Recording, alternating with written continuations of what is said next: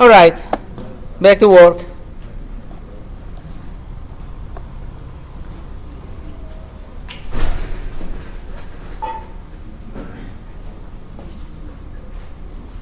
So what did we discuss in the first half hour or hour, half lecture? Graphs. What is a graph?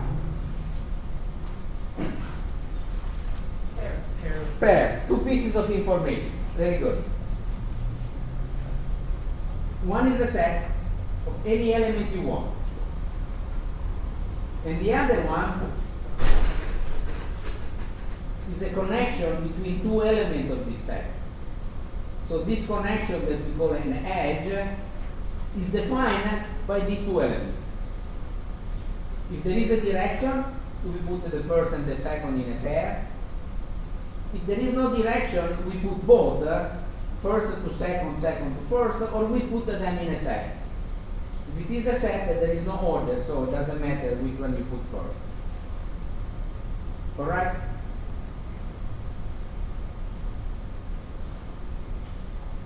So, in saying this one, we said that the edges can be directed or undirected. When we represent it, if it is directed, we put an arrow. Edges can have a weight, this depends on the problem. If the graph represents the flight of an airline, this can be the cost, the distance, the time in the air, or something like that. An edge can cycle, so you can have from a node to itself. This is an edge. Very shortly, we will talk about the paths, and paths can cycle too.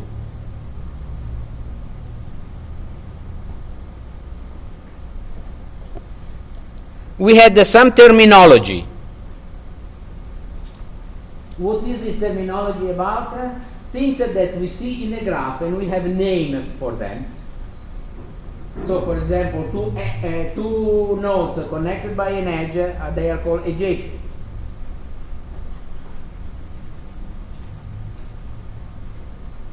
We spoke about the degree of a node or vertex. What is the degree? Is the number of edges that end up or leave that node, if it is directed, or just all the one that have the node at one end, if it is undirected.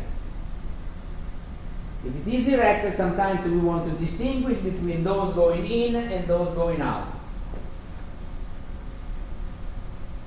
All right, and so then we saw some facts or theorems about a graph, and handshaking was the first. Handshaking says what? That twice the number of edges is equal to the sum of the degrees of every node. Why?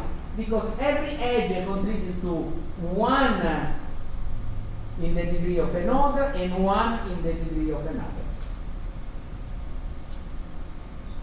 And so, for every edge, the degree grows by 2. This is more interesting. If you take an undirected graph, has an even number of odd degree vertices. An even number of odd degree.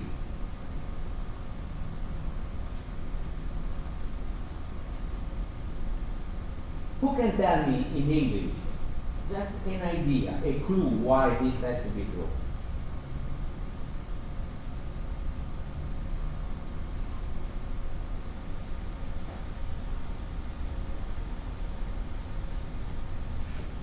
Yes?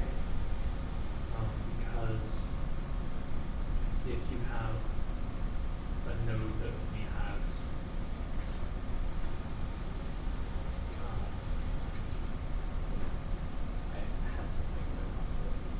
So, if you have a graph, let's forget all the nodes that have an even degree, Right. Yes? Would be because since the degree is twice the number of edges, then if you discount all of the even degree vertices that we're talking about, there's still an even number of degrees left, and if there's an odd number, there is an odd number. All right, you are there. Very good. So here says, forget all the nodes that have an even degree. Let's keep only the odd.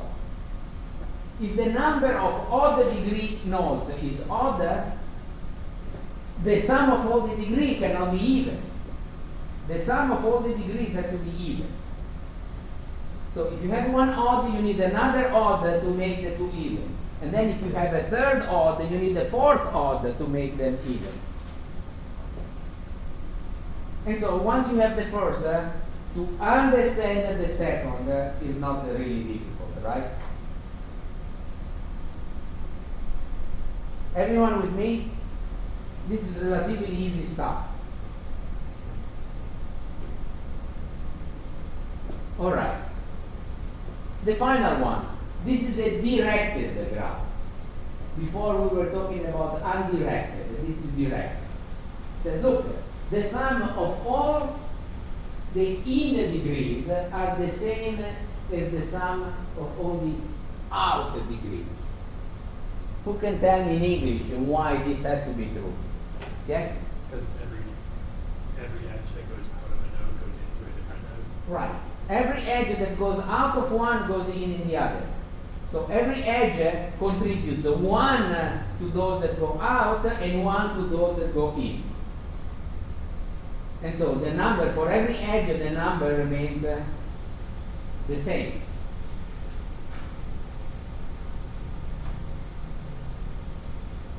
Far so good?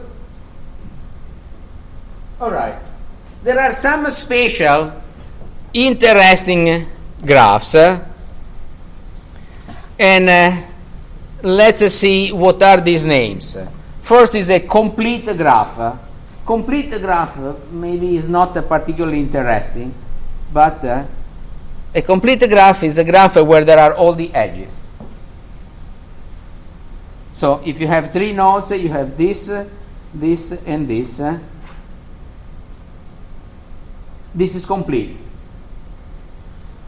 Right? These are all the edges you can have. If you have a 4, what does it mean that is complete? Means that this one is connected to all the other one, and this is connected to all the other one, and this is connected to all the other one. Right?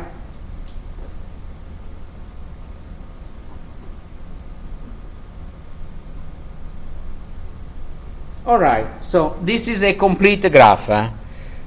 Bipartite graph is a graph where the nodes can be divided in two groups, and I put one group to the right and one group to the left.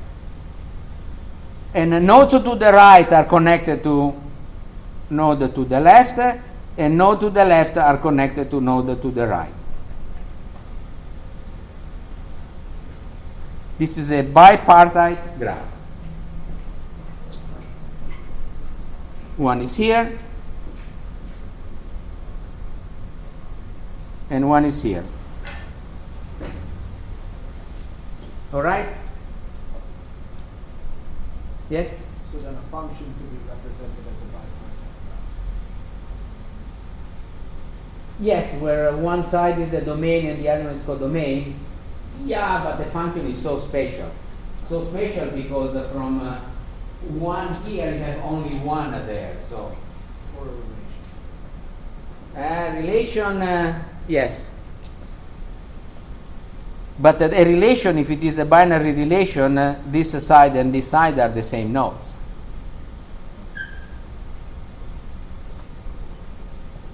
All right. The last one is the cube graph. This is interesting because goes in many dimensions. So this is one cube,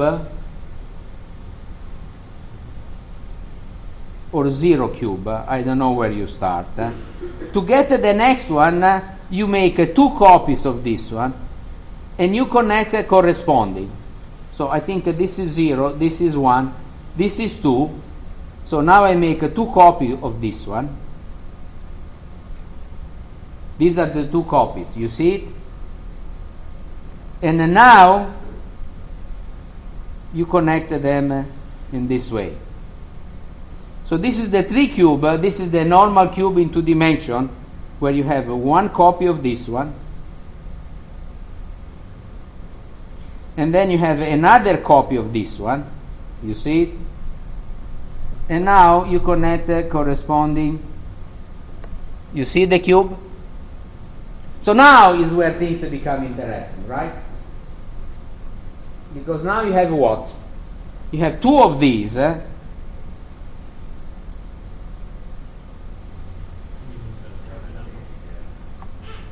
Yes. Oh, you are not going to see it anyway, even if I come down, unless you have a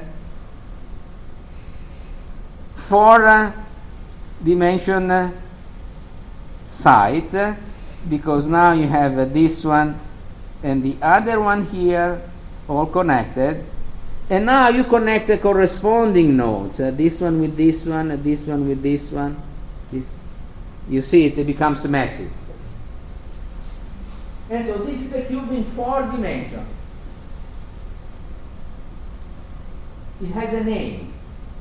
It's called tesseract. And of course you can do it in 5 dimensions, in 6, in 7, and here you can count how many faces there are, for example. Or how many cubes there are, how many 3-dimensional cubes there are in a 4-dimensional one. So basically, the idea is that if you make this, say, with the paper or cardboard, you can open it, right? And if you open it, what do you get? The 6 faces that are, and you can fold it and put it back together, right? So the other one is made of cubes that you can put there, and then when you fold it, become the cube in 4 dimensions. It's not so easy to see. It's not so easy to see. All right? And so these are spatial graphs. What is the application of this? Oh, nothing, but how you reason in 4 dimensions. Now, physicists now say that we live in an 11-dimension space. I don't know what are these 11 dimensions, but and of course, at some level we don't see them, but we live in 4 dimensions, which are x, y, z, and then there is the time. And those we see those, so the time looks very different from the others, right? So this may help a little bit understand those things. All right. So at this point, you should have a relatively clear idea what is a graph, at least the definition. Of course, we are interested in manipulating graphs with computers. And so the very first thing that we do is, how do we represent a graph in a program?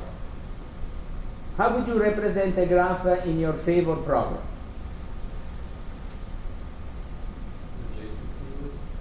Right, so here we have 2 or 3 ways, and we are going to look at them. So, this I think is the graph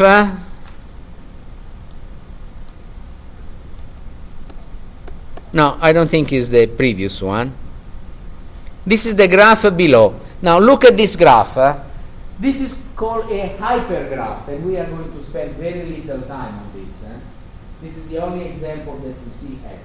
this is a hypergraph because between B and C there are two edges.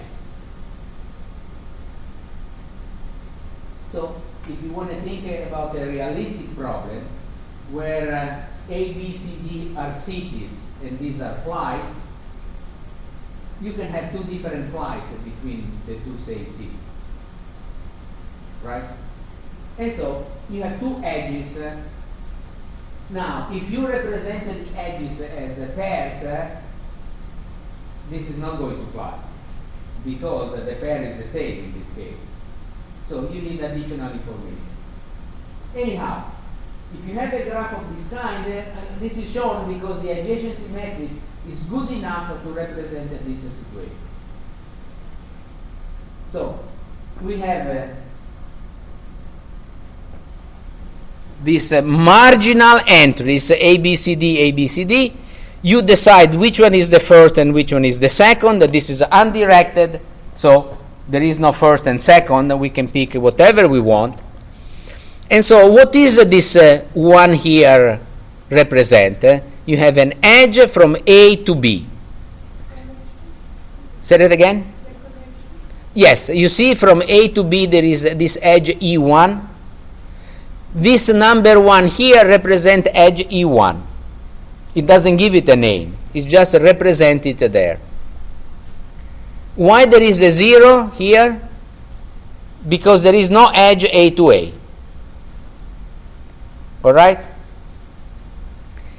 Why there is a 0 between A and C? Because from A there is no edge that will send you to C. Yeah? Why there is a 2 between B and C?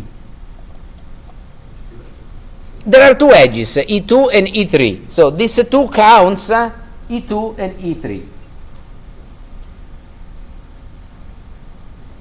All right? Now, if we look at this matrix, and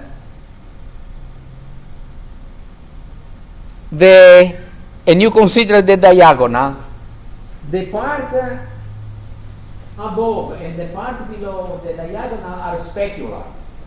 If you put a mirror in between, you see the other one. Why? Because this graph is undirected. So if you have an edge between A and B, you have an edge from B and A.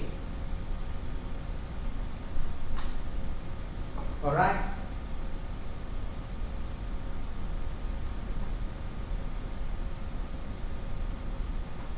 And finally, to understand this one, if you look from D to D, there is a 1 because E5 is an edge from from D to D. So if instead of a hypergraph, which is much less frequent in practice than a graph, now we have a very compact representation because you need a what? 1 bit to say whether there is an edge there or not.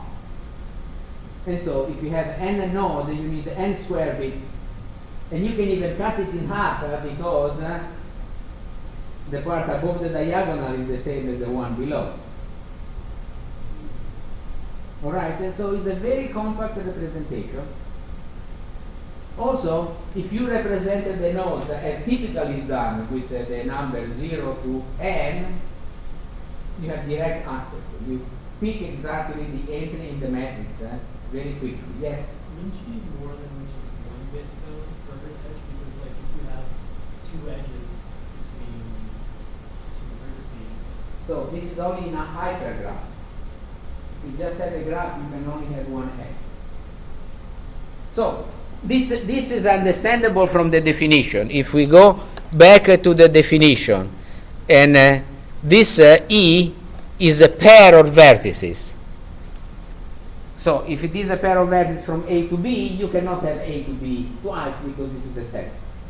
1 is all you can have. All right. So this is called adjacency matrix, and perhaps is the most frequently used. You don't use this one if you have a large number of nodes and just a handful of ones there and everything else is zero. Then it seems a waste. And so there are other ways. So the next one is incidence matrix.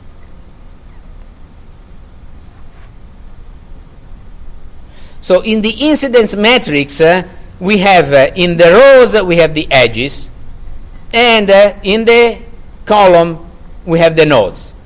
So if you look at this graph, the nodes are A, B, C, D.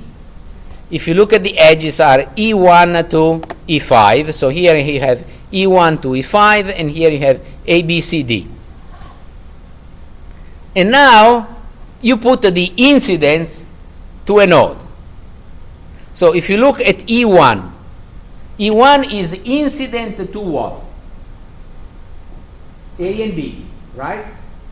And so E1 in A and B you have a 1, and in the rest you have 0. All right? And now if you look at E2, E2 goes from where to where? BC. And so you have 1 and 1. E3 is exactly the same. And so these two columns, not surprisingly, are exactly the same. And then you have E4 and E5. E5 has only 1 here. There is only one node that has a 1. Why? Because it starts from D and ends to D. So this is incident only to that. The fact that it's incident twice is not recorded. And so this is one way to represent a graph.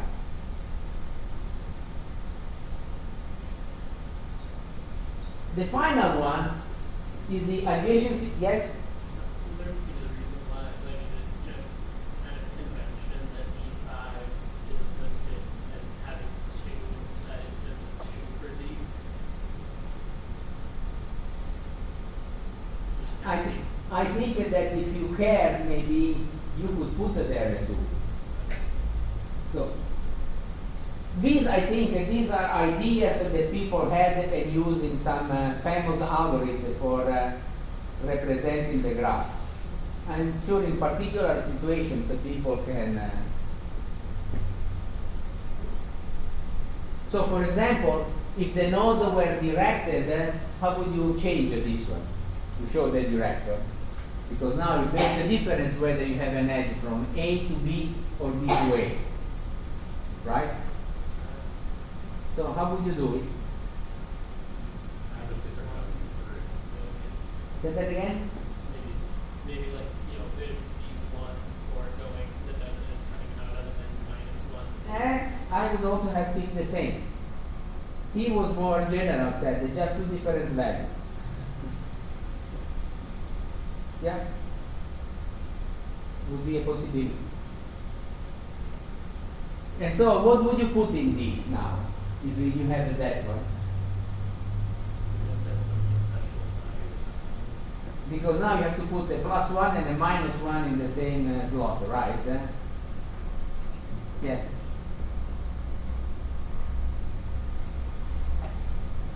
Or you could put a 0, 1, 2, and 3.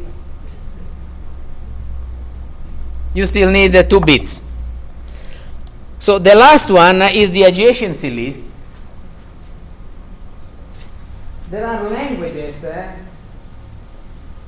particularly functional and logic languages, where you don't have a matrix in the standard sense that you address with the 2 indices. And so they typically store every node in a list. And so let's do this one. Let me show how this is done for, let's pick the original one. And so here we put the nodes A, B, C, and D. typically this will be an array that this is the index is 0, 1, 2, and 3. So you don't really store the names. And here you have a list where you put all the nodes that are adjacent to A. So if we go back here, what are the nodes adjacent to A? Right, and so here I would say C and D. So here you have a C and D. What about B?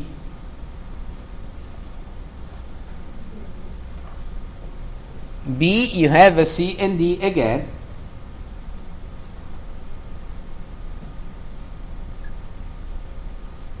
You see how is it? And this is called the adjacency list.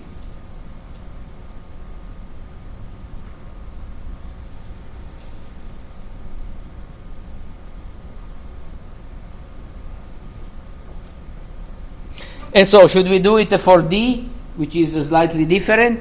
What is the adjacency list for D?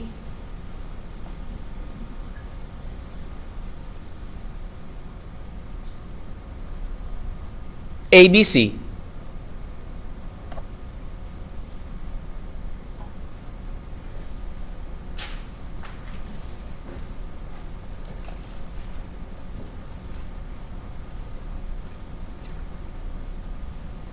So far, so good? All right, so what have we been looking at?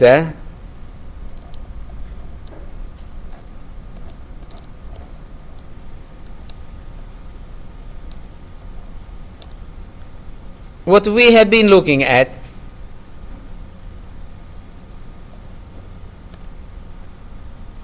The representation. All right?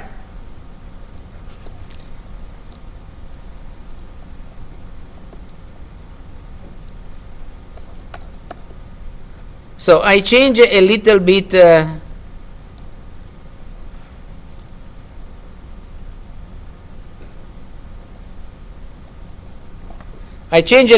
the order of this because I think it fits better with the way we are running this lecture.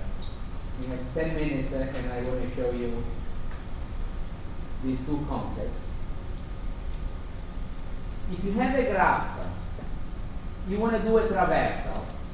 Where did you hear the word traversal before? Trees. And so what is a traversal of a tree? It's a sequence where all the nodes of the tree appear only exactly once, right? So we want to do the same with the graph. You want to write all the nodes in the graph in a sequence, one after another, exactly once. And there are two ways of doing this for graphs. One is called depth first, and the other one is called breadth first. And so I want to cover this one because it's short enough to fit well in 10 minutes. All right? So, depth first. Depth first is the way in which if you were in a maze, you should try to get out. Suppose you are Star Trek, go in a foreign planet and you find yourself in a maze. How are you trying to get out of the maze? Yeah, that's a good answer. So basically, you try to go out and at some point you find a fork. Which one of the two you take? Basically, you have no information, right? So you take one. If you get out of the maze, hallelujah, you are done. If not, what's going to happen? You backtrack all your steps until you get there, and then you take the one that you haven't taken. Right? So in that situation, having a piece of chalk where you mark where you have been is essential. So if you find yourself going on a path that you have been already, That's a disaster. Alright? And so this is the situation. So what you do here, you start and you go as far as you can following edges. When you find a fork, you have no reason to pick one or the other. So you just pick one. When you are done, when you are at the end of your path, that the only thing you can do is get the starter there, or go over something that you have been before, what you do, you backtrack. You come back, and the last fork you took the other entry of the fork. So let's try to do it for that graph there, and I'll write it here. So I start from A. I could start from anything I want. In fact, after we do with A, you could perhaps start at C or F and do it again to see whether you master the thing. So we start at A, and we have a fork. So which one do we take? A good policy, because these are letters go in alphabetical order, so we keep some control on this. So we take B, yes? And now B, you have a fork, right? Where can you go from B? Or A? Right? There is no order there. So A, we don't pick it because we picked already. We can go D and F because we go in alphabetical order, we pick D. Alright? D, the only place you can go is B, that you have seen already. So basically you are stuck. What do? You go back to B where you were. There is a 3, 4. 2, you have been there already. So you take the one where you have not been already, which is what? F. So we pick F. And from F, what do? I'm making a little bit faster now because you get the hang of it, right? From F, what do we take? E. From E, what do we take? All right, I heard all the things. So from E, the only place we can go are A and F. We have been there already, both. So we are stuck. So we go back to F. Is there any choice that we haven't taken yet? So we go back to B. Is there any choice we haven't taken yet? We go back to A. Is there any choice we haven't taken yet? Yes. C. So we take C. And then we take G. And now we have all our nodes there. Alright? So this is a depth first traversal of the graph. In a single line, go as far as possible. When you are stuck, come back to the last choice and pick a different alternative. Pick a different branch. So far so good?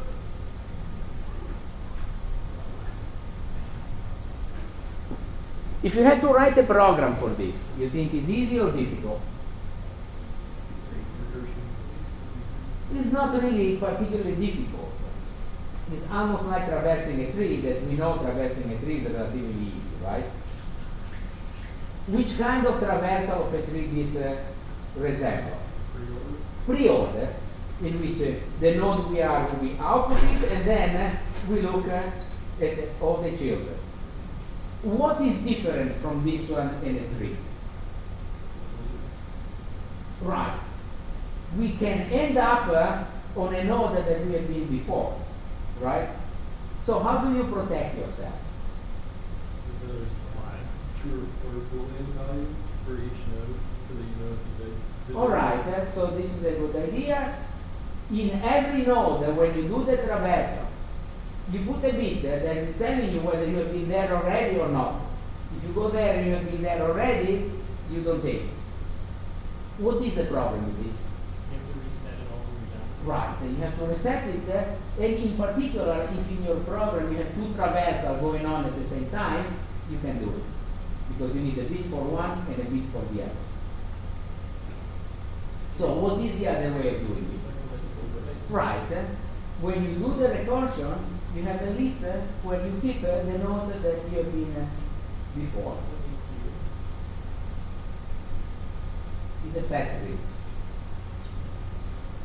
Is a set, and you have the set of the one you saw, and if you find one that you saw before, say, I am not going there. Alright? So, the next one is breadth first traversal. And perhaps is easier to explain,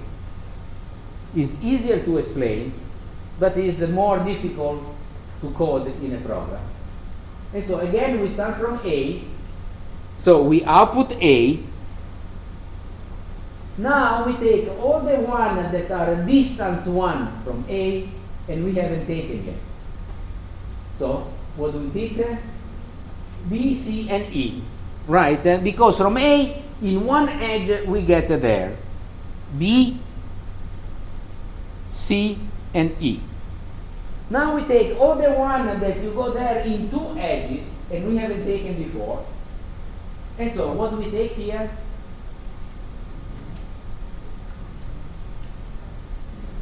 D, F, G, and F again, but we took it, so we don't take it.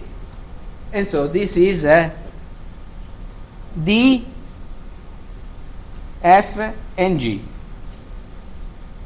Did I lose something?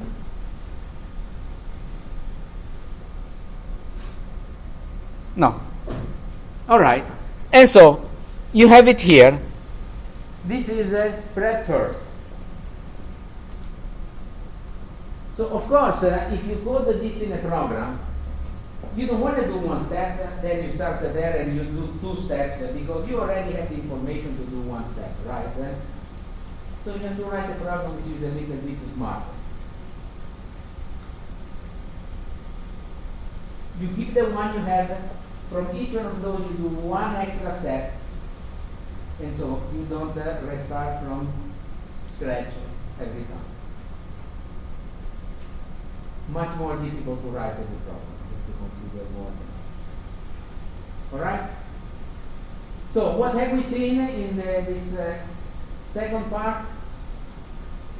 The representation and these two ways to traverse the graph. That first, which is the maze, and breadth first. The way I see breadth first in my mind is like you paint the graph on a lake, and then when you start, you throw a pebble to the place you start, and you see the wave that go right there. And the way you get first all the ones that are close, then the ones that are a little bit more far away, then the ones that are a little bit more far away, until you have all of them. May help a little bit understanding this. What's good? All right. See you on Wednesday.